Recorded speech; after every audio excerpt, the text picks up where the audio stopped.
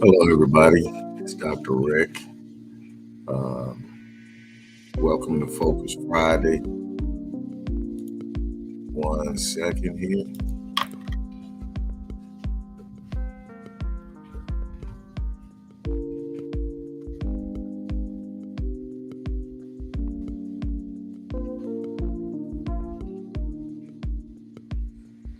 I hope everybody has had a great week.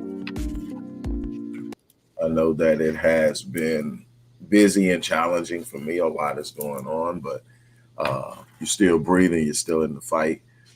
This is an exciting time for me, Rick Wallace Enterprises, and all that we are doing and plan on doing. I'm excited about it, and I want to encourage you to pursue the things that you are passionate about.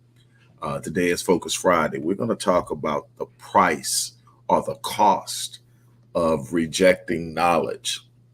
Before I do, I want to remind you that on the 30th of this month, I'm doing a webinar on mastering and leveraging AI for the purpose of monetization, strategic planning, and expanding or growing your business. If you don't have a business, the ability to use it to develop a business strategy, a business plan, and to launch a business. In addition to uh, this webinar that I'm doing on the 30th, registration is going to end tomorrow. I know it probably says today in the description box, but I'm going to extend it to tomorrow. But registration will end tomorrow. It's on the 30th, which is next Friday. And I'm going to cover all of the different areas that I've been able to master over the past year as it's developed and evolved and going on. But I've actually been researching it for like 4 years once I found out this thing is actually going to happen and it's actually going to play a major role. Goldman Sachs says that AI will either eliminate or replace 300 million jobs over the next year or so. And so that means that we need to acclimate ourselves, train ourselves on what we're going to do with it. It's not going anywhere. We're already at 5, even though 5 hasn't been released. 4 is extremely robust in comparison to 3, which wasn't a joke. And so there's all these opportunities out there. And instead of fearing it, conquer it, master it, grow it, learn it. And so I'm going to share with you the things I know get you started on the right path. But also, I'm going to give you my 7-day online business launch course, which is a $600 course that teaches you the blueprint that I've used for 13 years to create a space online to generate revenue. And you can do it over and over and over again. Like I said, I've done it for the past 13 plus years. In addition to that, I'm also going to be drawing the name of one person who has registered. So even if you don't attend, if you register, you're going to get a copy of the webinar because I'm recording it, and the Q&A session that I'm going to hold after the webinar. You'll get all that, but you're also going to be entered into a drawing where I'm going to pull one name. That one person will get a platinum package that's working with me for an entire year, a $15,000 value. I'm only going to do about 3 platinum packages this year. So one of them I'm actually giving away, and I'm doing that because I want to bless somebody that probably can't afford to work with me on that level. And so I do that probably once a year. I'm going to do it again this year at the webinar. I will pull during the live webinar, and I will announce the name during that webinar. Again, for $197, this is a steal. You're going to get a $600 online course that's going to teach you how to build space and create your own space online over and over again. If you haven't registered, register the day. Hey, what's going on, Asiatic Greetings? The registration period ends tomorrow at 11:59 p.m. So go ahead and register. Let's talk. Speaking of opportunities of learning, um, Hosea 4:6 says, my people are destroyed from lack of knowledge. It's an often quoted scripture, and it's a lot of times misunderstood, misrepresented. What I find interesting every time I visit that particular scripture is that it's a warning of what God is doing to the people. He sent Hosea to warn the people, and he's rejecting them as priests. He's rejecting the prophets. He's saying and here's the reason why. It says that for my people are destroyed from a lack of knowledge, or from lack of knowledge. But it goes on, it says, because you have rejected knowledge. So this isn't because it was withheld from you or hidden from you. It's because you rejected it. And there are a lot of reasons that people reject knowledge. But what you have to understand, that when you choose to reject knowledge on whatever area or platform or space in life that you are rejecting it, there's a cost for rejecting knowledge. Knowledge is what? The beginning of wisdom. And wisdom is the thing that you really need to use to have understanding. And understanding is the thing that we all need in order to be able to make the right choices in the first place. So again, when you reject knowledge, there's a cost and there's a price to pay for rejecting it. And here's the thing that I see consistently that bothers me, is that the discomfort that comes with knowledge, or the responsibility that comes with knowledge, are extremely potent influencers and reasons why people reject. First of all, cognitive dissonance.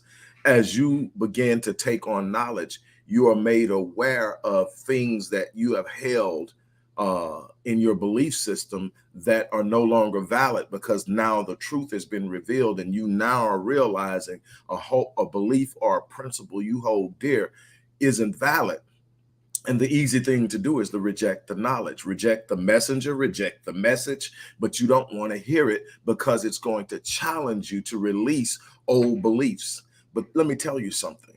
Everybody has beliefs or paradigms or ideas, or these governing beliefs that determine how we move in life, the decisions we make in life, where we go in life, what we will attempt in life, and what we won't attempt, what we believe is possible, what we believe is impossible. All of it comes from these beliefs that we develop early on, and they are shaped by what we call paradigms, the lens through which you view life. And when you are viewing life through this lens, you are making decisions based on the clarity in the lens, but the lens can only be as clear as the belief system. So as new knowledge comes in, you have to reshape. The problem is we don't like change. We don't like the cognitive dissonance or the discomfort, the mental or emotional discomfort that comes with an idea that I've believed this all this time and it's not that way. Now I've got to shift. That's what paradigm shifts are. It's shifting in the view, shifting in the expectation, shifting in the perception, in order to see it more clearly and to be able to function.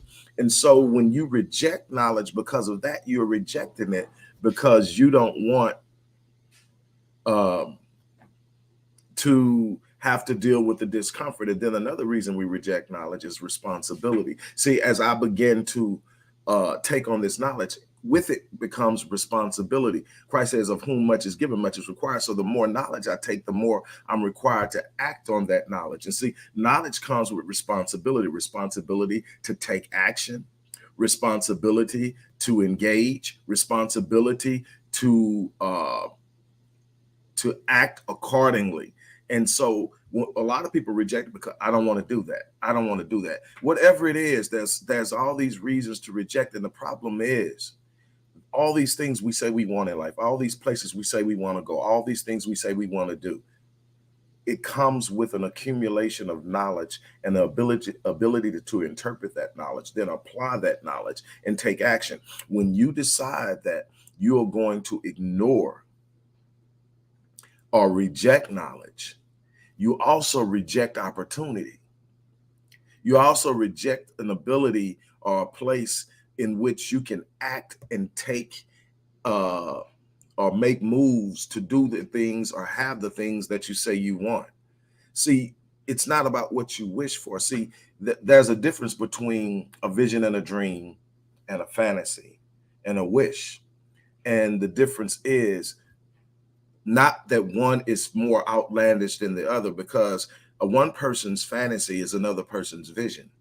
And it's not because it's outlandish. It's because this person is simply sitting there playing around with it in their head, going, man, it would be nice. This person is saying, this is what I'm going to do.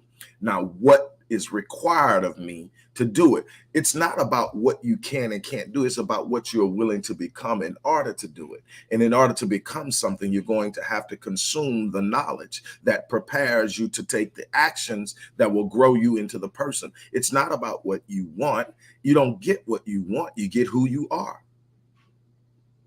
So if I want something and I haven't ever done it before, or I haven't ever experienced it before, the first question is, am I willing to be committed to it? What do I mean by that? Whenever I decide to take on something new, somebody I hold dear, Les Brown, said that when you are attempting to do something that you've never done before, how you are going to do it at that time is none of your business. Why does he say that? He says that because if you've never done something before, the chances of you knowing how to do it are pretty it's not high.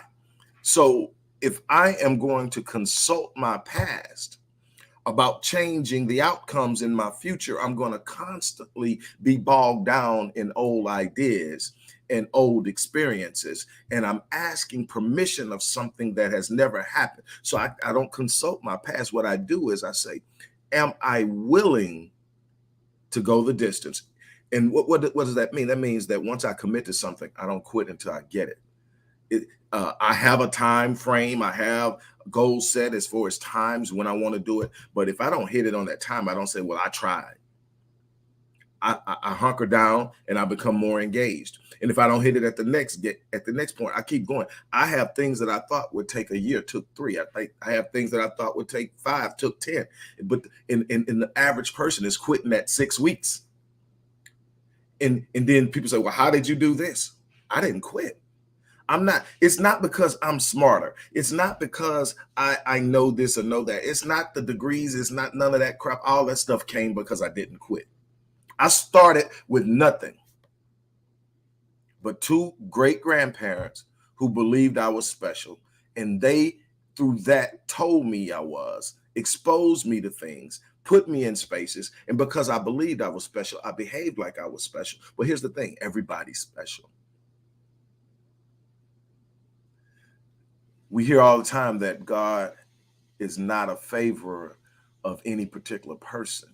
God gives us all potential. God gives us all the gift. God gave us all a purpose. But are we walking in it? Are we moving in it? Or are we sitting around complaining and whining and not stepping into who we are? And what I can tell you is once you realize you're special, people will start to realize you're special. People will start to behave differently, but you're going to have to step into it. You're going to have to move into it. It doesn't come easy, but you rejecting knowledge will cost you a destiny. Rejecting knowledge will cost you progression. Rejecting knowledge will cost you opportunities. People are sitting around putting it out, and it's everywhere. We are skeptical about the things we should be embracing, and we're embracing the things we should be skeptical of. We'll consume all the trash they have out there to throw at us. But when we get an opportunity to consume something that can change our lives, we start to break it down. We start to criticize and critique it. We start to look at it. And the bottom line is you've got to develop enough sense of self and awareness. You've got to develop a connection to God at a level that sits up and says, I know how to filter. What that means is I consume information, but it doesn't mean I have to accept everything in, but I need to consume it. I need to learn it. I need to have an idea. And so I am always welcoming opposing ideas. Why? That's how iron sharpens iron. You don't get sharp by moving with the flow. You get sharp by saying, what could I be wrong about? What could I have missed? What could I have seen in through a wrong filter? Could mom and dad have been wrong about this? Could pastor have been wrong about this? Do I need to sit down and investigate it a little deeper? And the answer is always yes, because nobody knows everything. So my thing is, I'm never at a point where I feel I know it all. So I'm always open to ideas. I listen to kids out of the mouth of babes. I listen to kids, but I listen to people who come to me and they share. Someone says, I don't agree with you. I don't say you stupid. I say, well, why not? Because they may have an idea or a perspective or vantage point that I'm not looking at it. Because no matter how much I want to be balanced in my research, in my studies, in my observations, I have a natural bias towards my own belief systems. So I need people to challenge me. So I'm always searching for clarity and truth in business, in relationships, in parenting, in teaching, in how I work with my clients. Everything to me is waking up. My one thing that never changes, no matter what day of the week it is I cannot go to sleep the same person that woke up. I have to grow in some way intentionally. And how do I do that? The seeking of knowledge. I force myself to learn something new every day. It may be a skill set. It may be a bit of knowledge about a particular thing, but I will not go to sleep the same person that woke up. To me, if I don't grow and I have the capacity to grow, that's on me. But I watch so many people will whine about their situations and have information running around like it's so much stuff out there that will bless you that you push to the side and you run to the crap. We have reached a point in our culture and in our society where it's just let us be entertained. Let us have fun. There's nothing wrong with being entertained. There's nothing wrong with laughing. But at the same time, you're responsible for yourself. You're responsible for your progeny, your offspring, those that you have brought into this world and those that they bring. You're responsible for giving them something more than what they came in with. You're responsible for setting a foundation and a structure on which they can stand and move forward. You're responsible for expanding the desire to grow, the desire to be strong, the desire to make an impact, not just in your family, but all those you come in contact with. Something my grandfather used to tell me a long time ago. He would say, he said, son, fill your space. And I'm like, Pops, what do you mean? He said, fill your space. Never leave a room the same way you found it. Never leave a person the same way you found it. If somebody comes in contact with you, they should be better after being in contact with you. There should be some type of engagement that lifts them, that empowers them, that encourages them, that inspires them, that gives them something they didn't have when you came in. Never leave the room the same way, son. Fill your space. And that's a responsibility we all have. Now, the beauty of it is that when you fill your space, you also create space. It says your gift will make room for you and it will bring you before great. What does it mean? When I use my gift for what it was meant for, to encourage, to empower, to inspire, and everybody has a gift, and that gift is meant for you to touch lives. The world should not be the same because you were in it. The world should be better because you were in it. People ask me what's my secret. My secret is I want to be infectious. I want to be contagious. And see, it's one thing to affect someone's life. It's another thing to infect them. See, I want to infect people with passion. I want to infect them with courage. I want to infect them with faith. I want to infect them with an expanded idea of what's possible. Because when you infect someone with something, it's contagious, meaning that you don't just touch their lives, you touch the lives of the people they touch.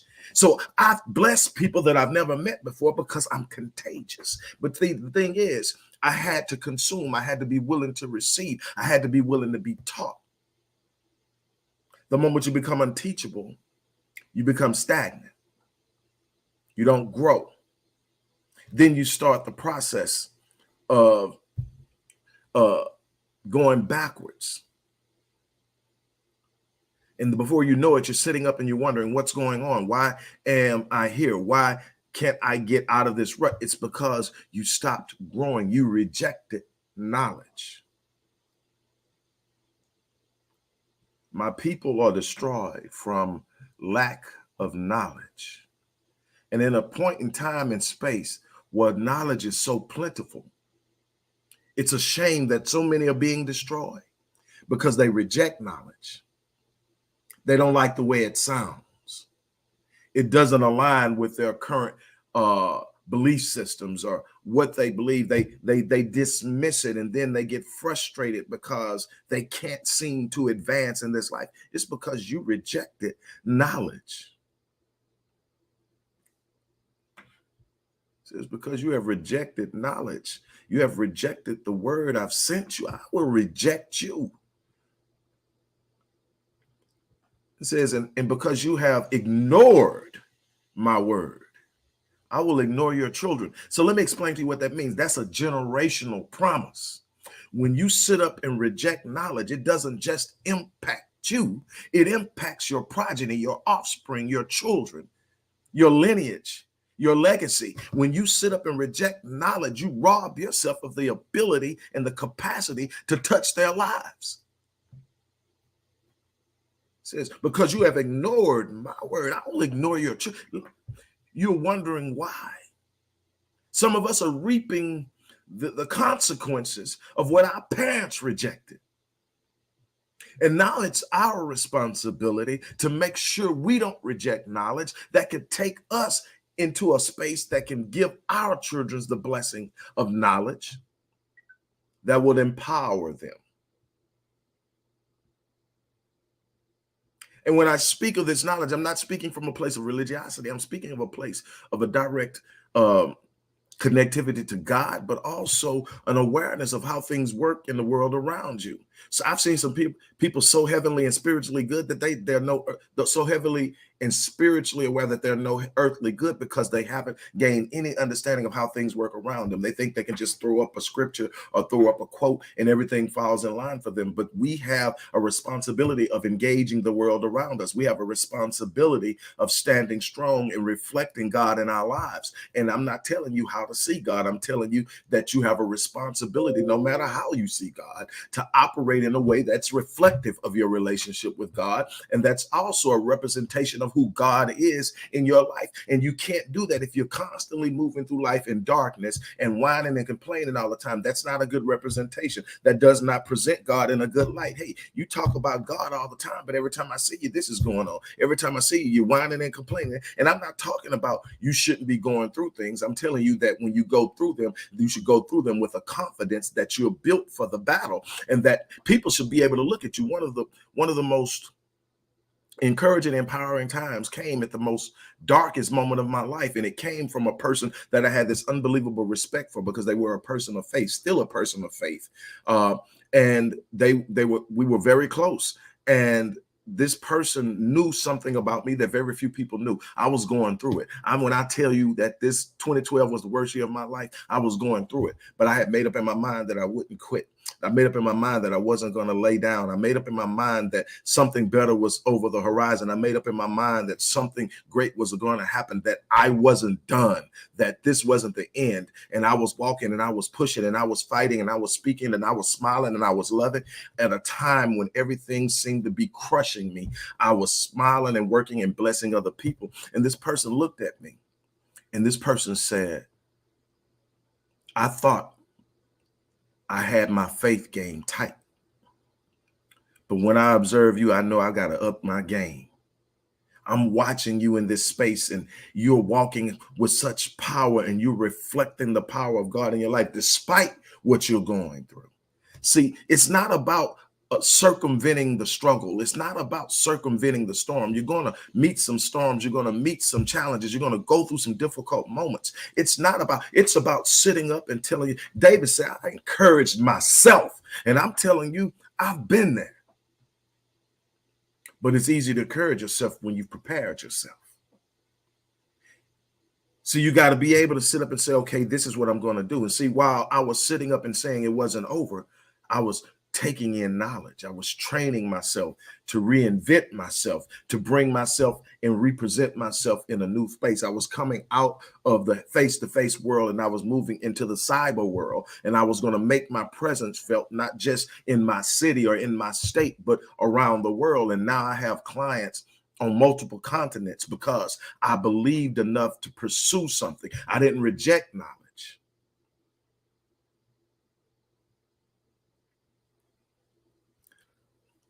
Let me tell you this, and then I'm going to be done. Believers love to talk about the promises of God, but nobody really wants to talk about the process. I was sharing this with someone yesterday. Let me tell you something. Process precedes promise.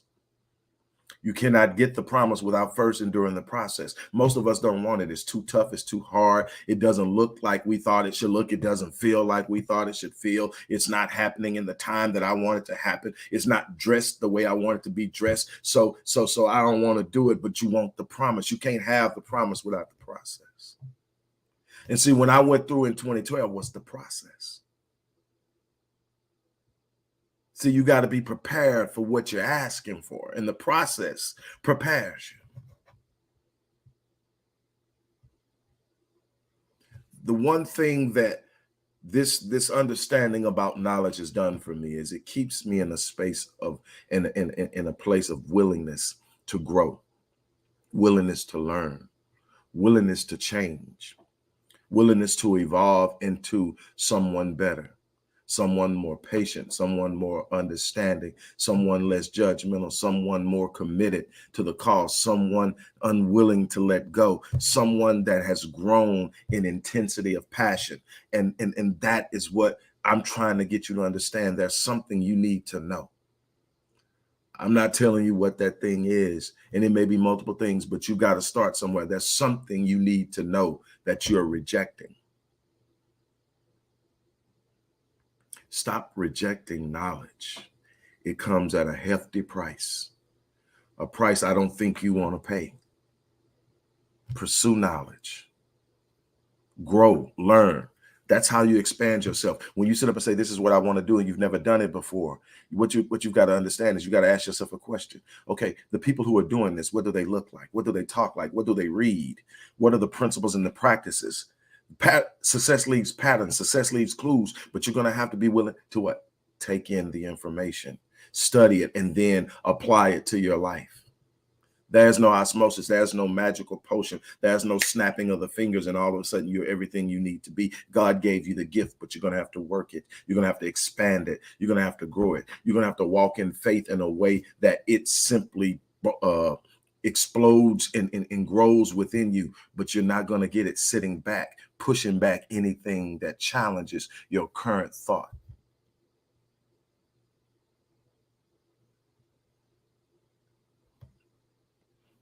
Don't reject knowledge. And what you got to do, here's what I'm going to tell you. When you're really truly connected to God, God becomes the filter of the knowledge you consume. You don't have to run around saying, well, I don't even want to touch that. You better learn how to understand things and let God filter what shouldn't be there out. The old folks say, eat the meat and spit out the bone. But stop rejecting knowledge. Because if you don't eat the meat because you're worried about the bone, you eventually starve. I really hope that it's what I shared with you today blesses you. But this is something that we really truly need to focus on. That's why I lined it up for Focus Friday. And before I forget, I remind you, don't forget to register for the AI webinar. I'm doing a webinar on mastering and leveraging AI for the purpose of monetization, strategic growth in business, planning business strategies, business plans, all different ways that you can literally leverage your own self, understanding what skills and gifts you have, and knowing how to prompt AI to create what you needed to create, to present to what you need to present. It's just growing in massiveness. And you see all these AI platforms popping up because this is the thing, and it's not going anywhere. Goldman Sachs says 300 million jobs will either be eliminated or replaced by AI. The more you know about it, the more commands you have of it, the more valuable you become in the world.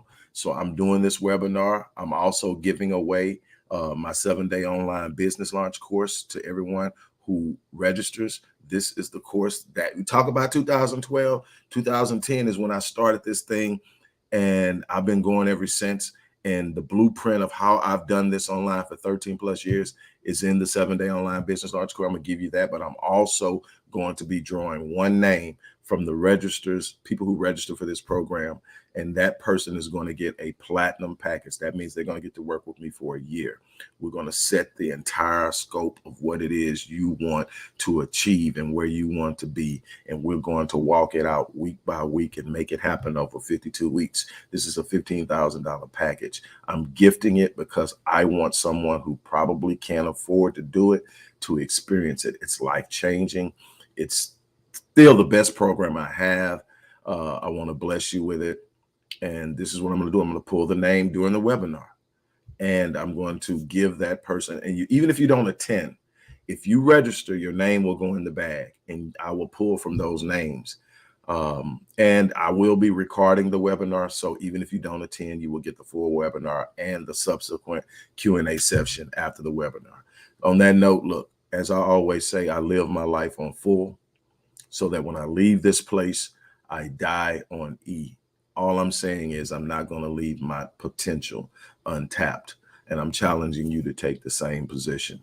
On that note, I'm out of here. You guys have an unbelievable remainder of your day.